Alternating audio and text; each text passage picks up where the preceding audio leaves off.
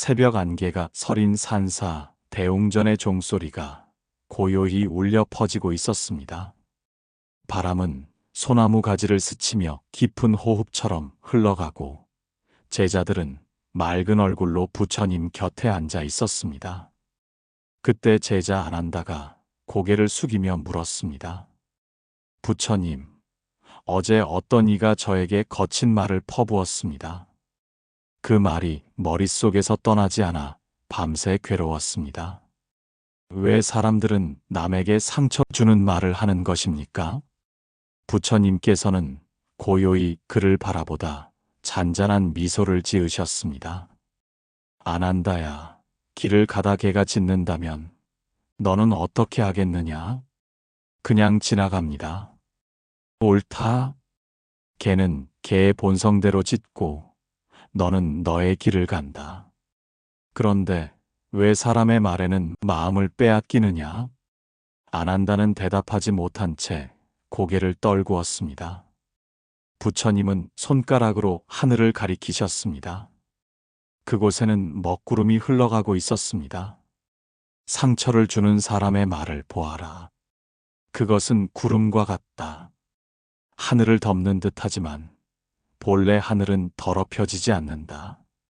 마찬가지로 남의 말은 너를 더럽히는 것이 아니라 내가 그것을 받아들일 때만 상처가 되는 것이다. 부처님께서는 옛날 이야기를 들려주셨습니다. 한 제자가 있었는데 그는 마을 사람들의 욕설에 매번 분노했다.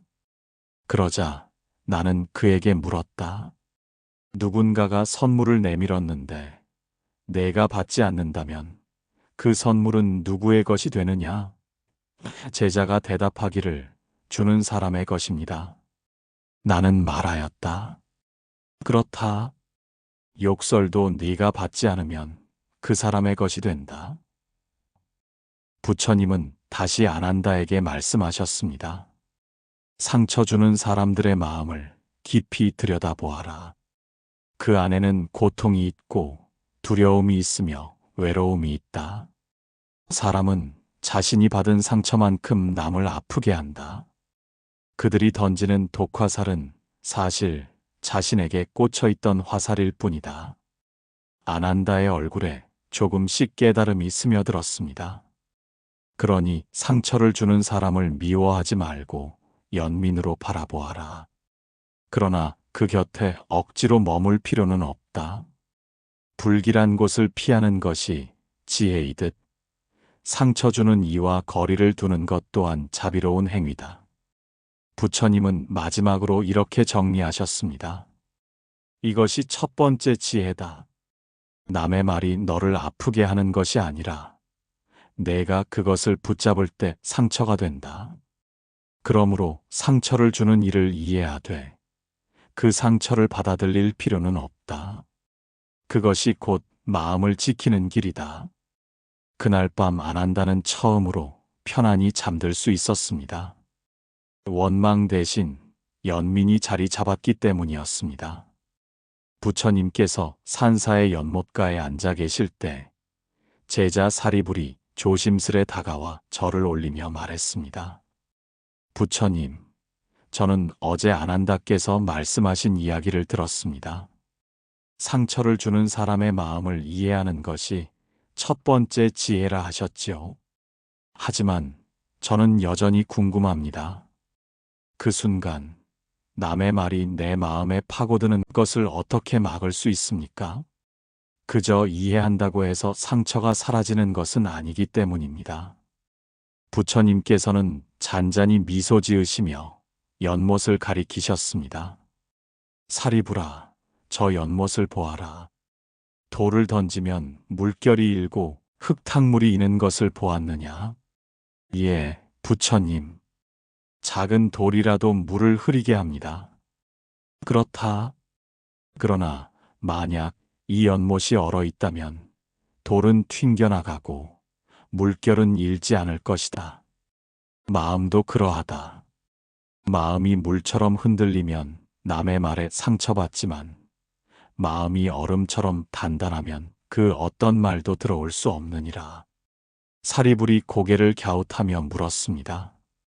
부처님, 마음을 얼음처럼 단단히 만든다는 것은 곧 차갑게 살라는 뜻입니까? 저는 그 사이에서 혼란스럽습니다. 부처님은 부드럽게 고개를 저으셨습니다. 차갑게 하라는 것이 아니다. 흔들리지 않게 하라는 것이다. 자비는 따뜻하되 마음은 흔들리지 않는 것. 이것이 진정한 지혜다. 그리고 부처님께서는 구체적인 길을 말씀하셨습니다. 첫째, 매일 아침 스스로 다짐하여라. 오늘 하루 남의 말에 상처받지 않겠다. 내 마음은 내 스스로 지키겠다. 이 다짐은 마음을 단단히 하는 첫 번째 방패가 된다. 둘째, 누군가 상처 주는 말을 하면 곧바로 이렇게 생각하라. 이 말은 이 사람의 마음을 보여줄 뿐 나의 진실이 아니다. 지늘기 연꽃을 더럽히지 못하는 것과 같다. 셋째, 마음이 흔들릴 때는 곧 호흡으로 돌아오라. 깊게 들이마시며 평안을 떠올리고 내쉬며 상처를 흘려보내라.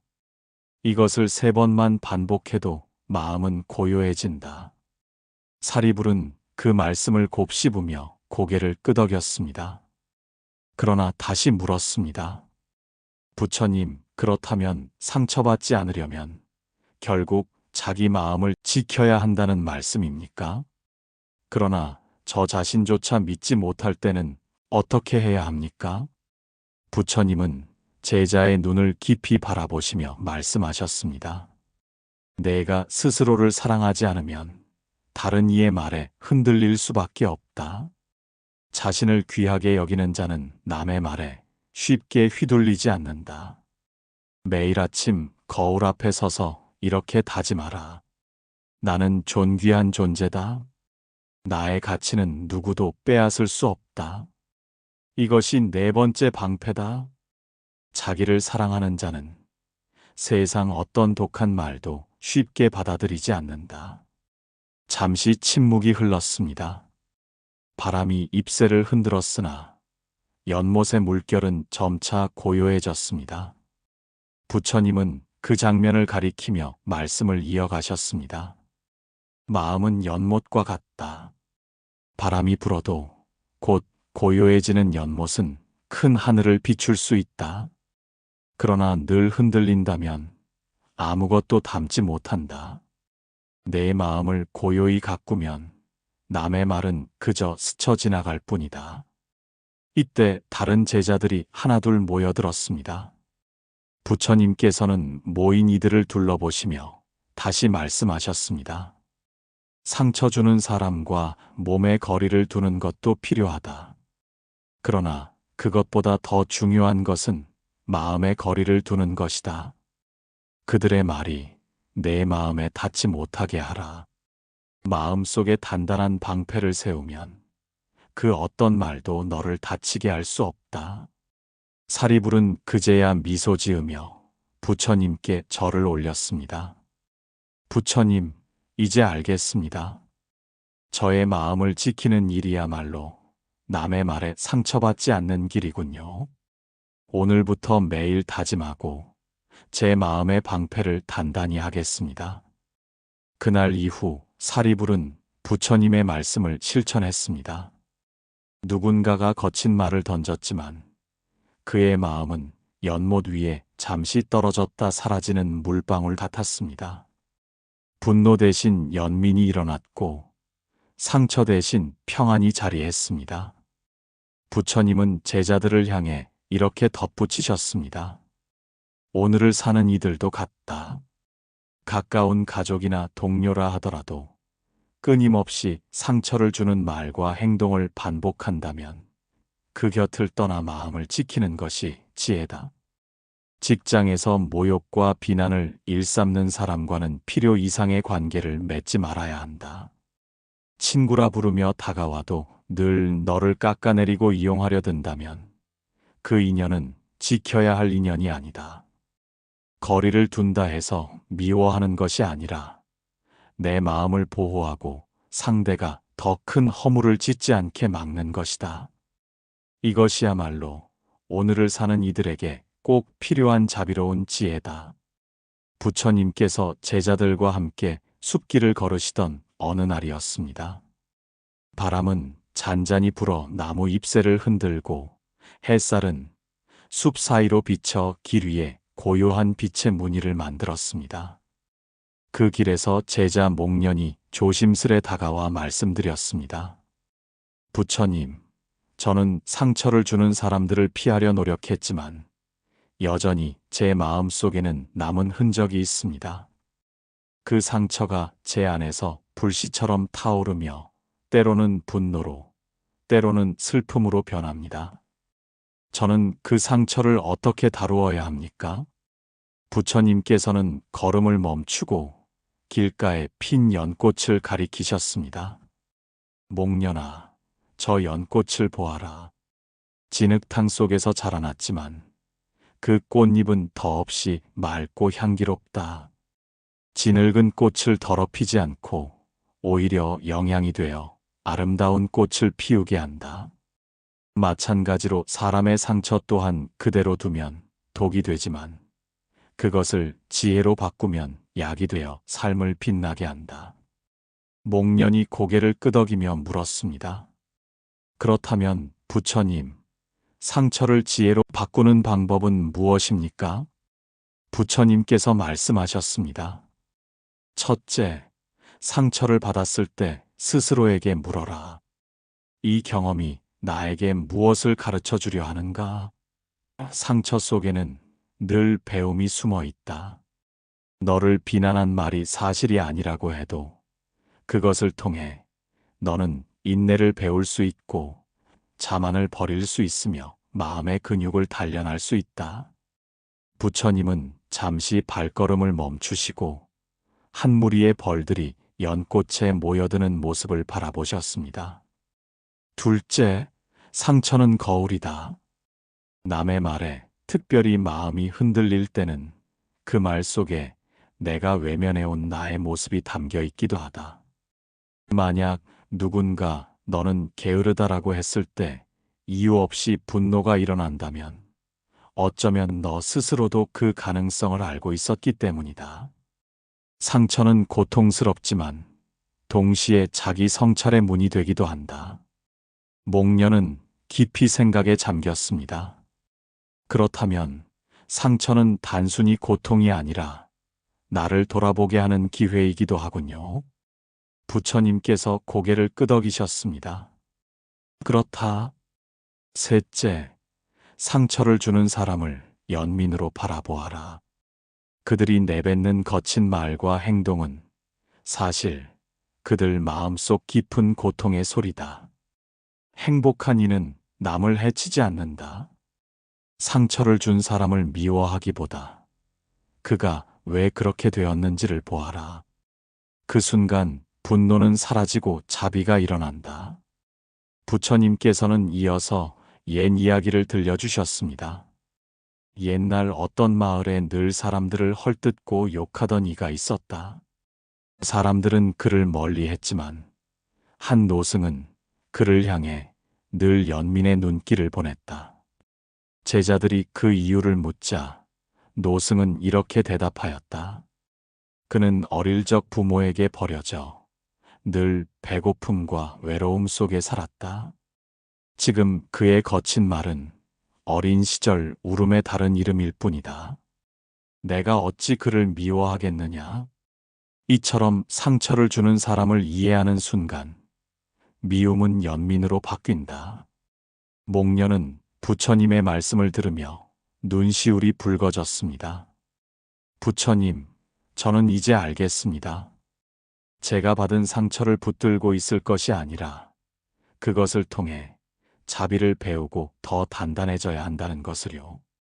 부처님은 자애로운 눈빛으로 목련을 바라보시며 말씀하셨습니다. 넷째, 상처를 약으로 바꾸려면 그 아픔을 다른 이를 돕는 힘으로 사용하여라. 너의 상처가 누군가의 아픔을 이해하게 하고 위로하는 말이 되게 하라. 그렇게 될 때 상처는 더 이상 고통이 아니라 공덕이 된다.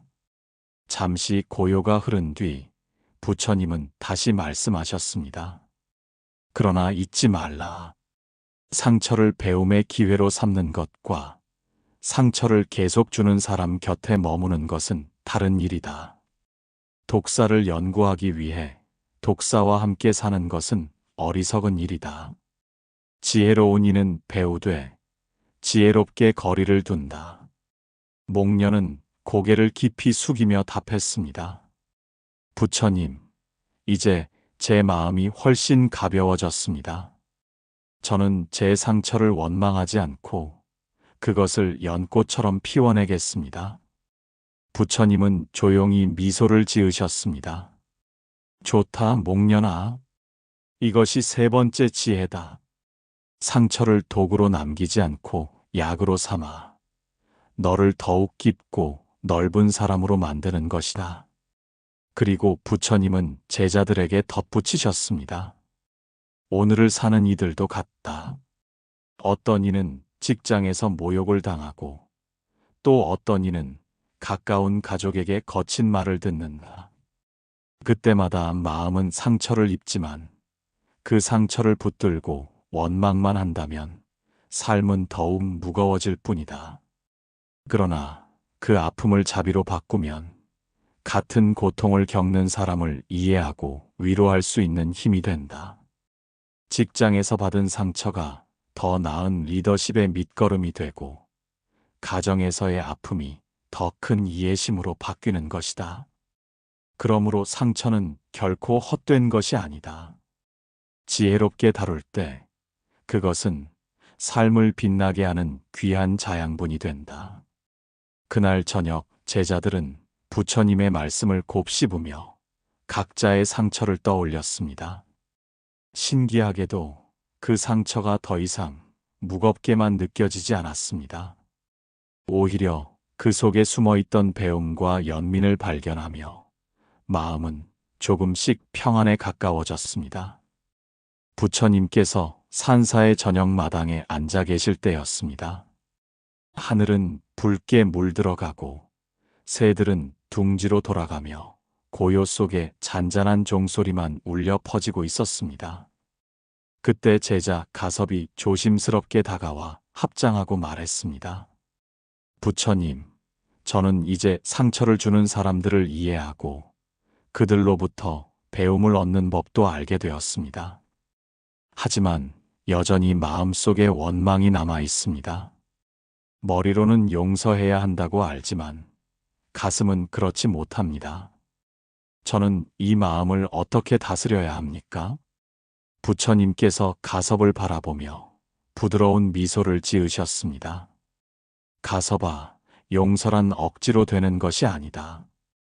꽃이 제철이 되어야 피어나듯 용서도 그때가 되면 저절로 일어난다. 하지만 우리가 그 과정을 돕고 상처가 고요히 아물 수 있도록 마음을 닦을 수는 있다.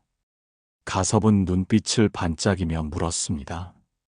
부처님, 용서를 돕는 방법은 무엇입니까? 부처님께서 근처에 있는 오래된 나무를 가리키셨습니다. 저 나무를 보아라.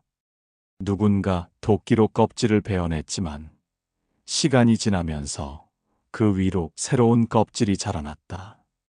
상처 자국은 여전히 남아있지만 더 이상 그 나무를 아프게 하지 않는다. 용서란 그와 같다.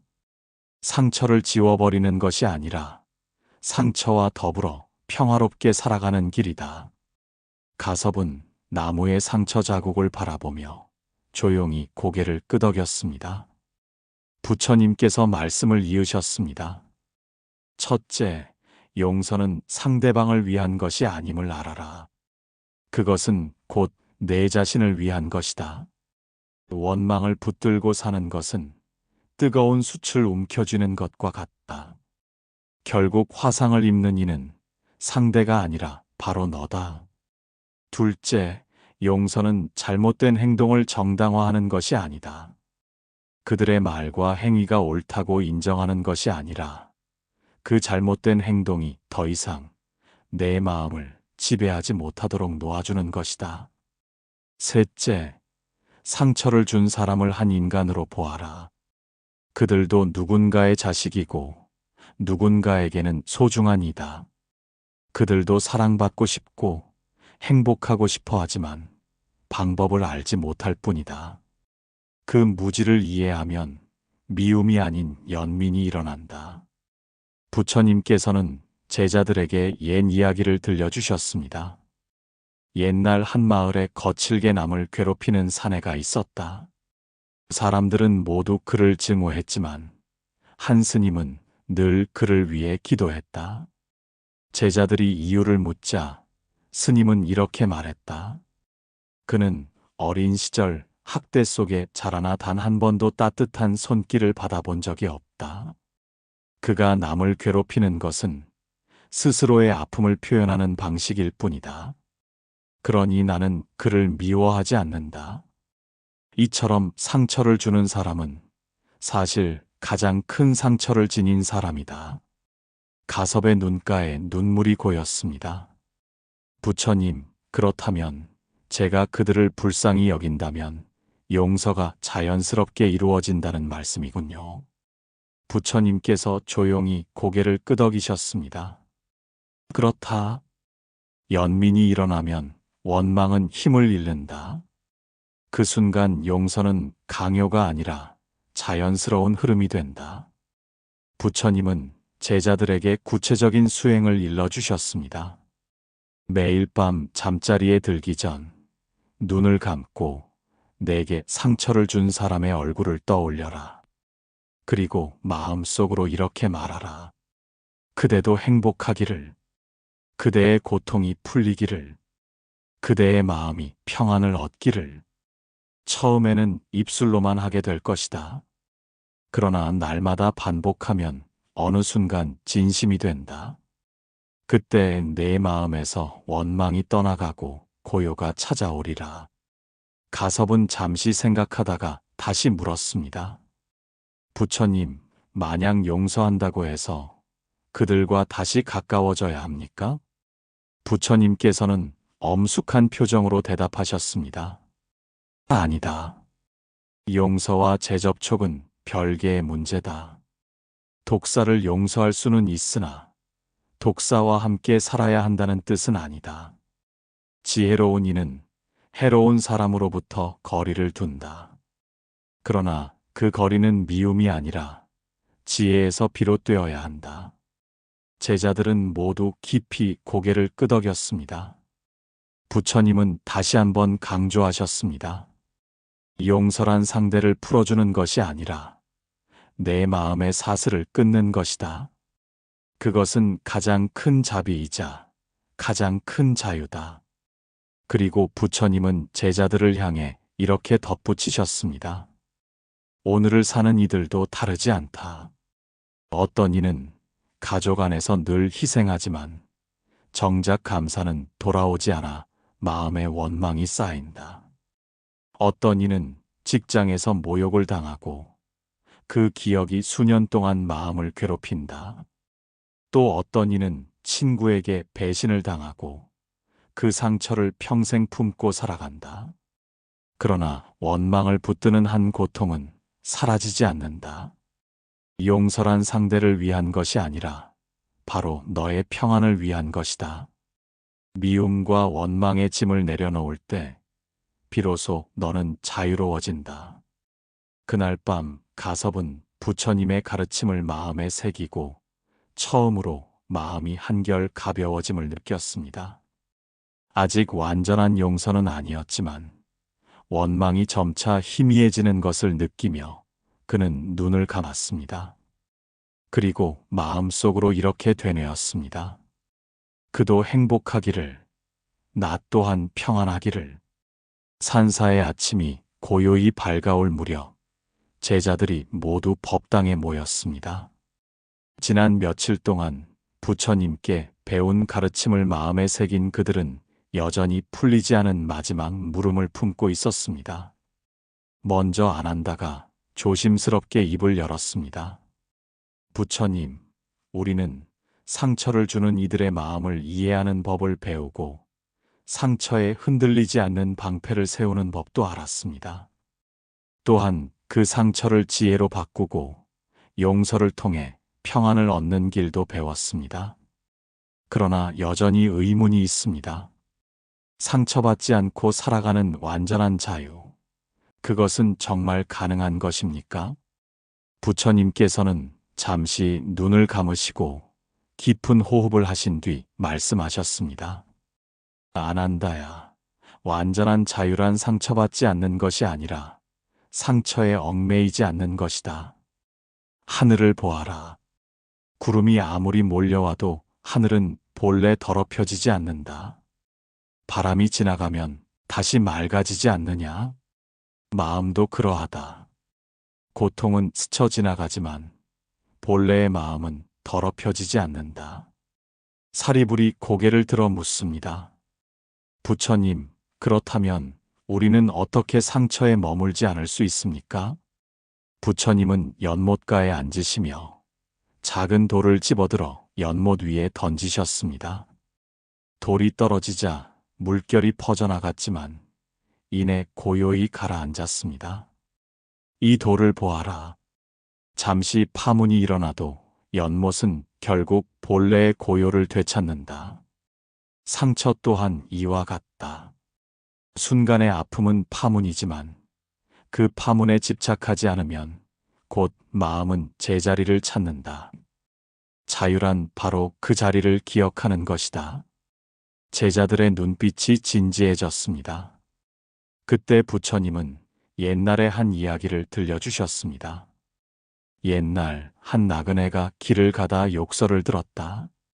그는 분노하여 그 자리를 떠나지 못하고 오랫동안 원망만을 되뇌었다. 결국 그의 삶은 그 원망에 갇혀 자유를 잃었다. 그러나 또 다른 이는 같은 욕설을 듣고도 미소 지으며 길을 걸어갔다. 그가 스스로에게 말하였기 때문이다. 이 말은 그의 입에서 나온 것이지 나의 본질이 아니다.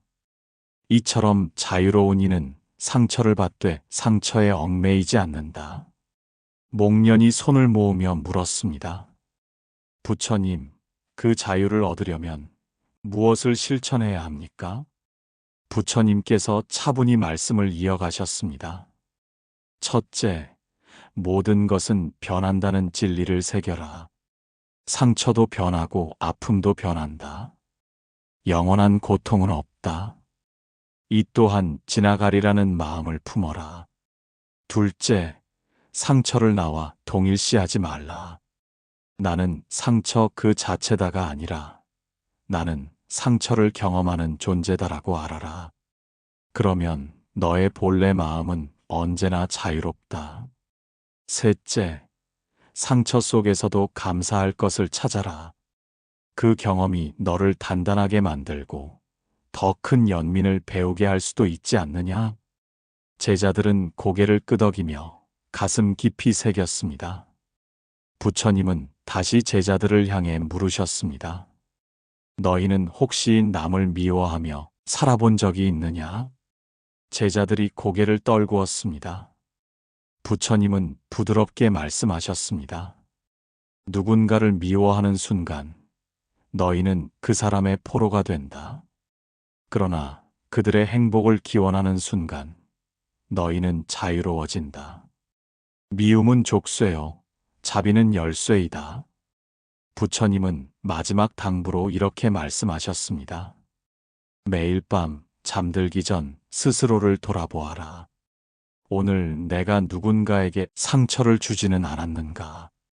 내 말과 행동이 누군가를 아프게 하지는 않았는가? 만약 있었다면 조용히 마음으로 사과하고 내일은 더 나은 내가 되리라 다짐하여라. 이것이 자유의 길이다. 그리고 현대를 사는 이들에게도 덧붙이셨습니다. 오늘의 세상도 다르지 않다. 직장에서 부당한 말을 듣고 가정에서 노력한 만큼 인정받지 못해 상처받는 이가 많다. 어떤 이는 친구의 무심한 한마디에 밤새 뒤척이며 괴로워한다. 그러나 기억하라. 상처는 그 사람의 말에서 온 것이 아니라 내가 그것을 붙잡는 데서 비롯된다. 붙잡지 않으면 흘러가고 놓아버리면 자유가 온다. 그러므로 그대들이여, 상처를 미움으로 묶지 말고 자비로 풀어내라. 그때 비로소 너의 삶은 흔들리지 않는 평안 속에 놓일 것이다. 부처님은 제자들을 천천히 둘러보며 말씀을 맺으셨습니다. 상처받을 수도 있다. 그러나 상처에 머물 필요는 없다. 자유란 상처가 사라지는 것이 아니라 상처를 품고도 흔들리지 않는 힘이다. 그러니 그대들이여, 마음의 하늘을 기억하라.